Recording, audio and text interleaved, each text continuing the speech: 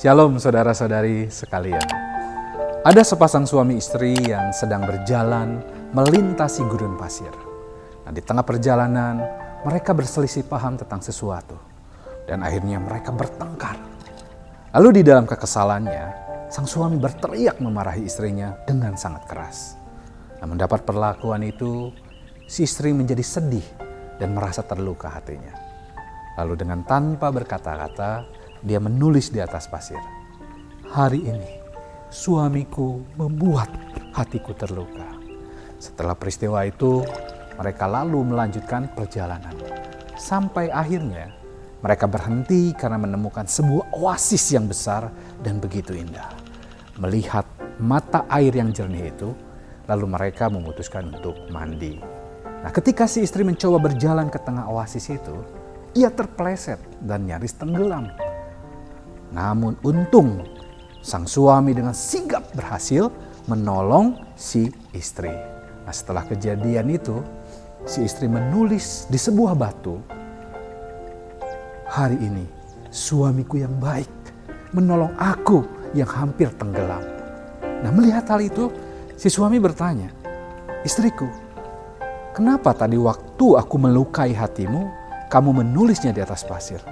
Tapi sekarang ketika aku menolongmu, kamu menulisnya di atas batu?" Mendengar pertanyaan itu, si istri sambil tersenyum menjawab, "Suamiku, ketika hal buruk engkau lakukan, kita harus menulisnya di atas pasir. Agar ketika angin maaf itu datang berhembus, maka dengan segera akan menghapus tulisan itu.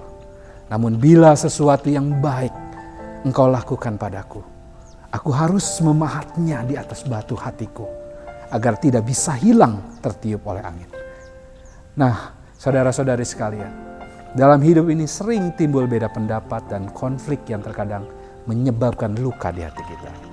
Karena itu mari kita belajar untuk segera memaafkan dan melupakan hal-hal yang menyakiti hati kita, agar tidak menjadi akar yang pahit di dalam hidup kita. Dan mari kita mengingat-ingat segala kebaikan yang kita alami, sehingga kita dapat maju terus menghadapi kehidupan ini dengan hati penuh sukacita. Firman Tuhan dalam Efesus 4 ayat 31 sampai 32 berkata, "Segala kepahitan, kegeraman, kemarahan, pertikaian, dan fitnah hendaklah dibuang dari antara kamu. Demikian pula segala kejahatan. Tetapi hendaklah kamu ramah seorang terhadap yang lain, penuh kasih mesra dan saling mengampuni, sebagaimana Allah di dalam Kristus telah mengampuni kamu." Amin.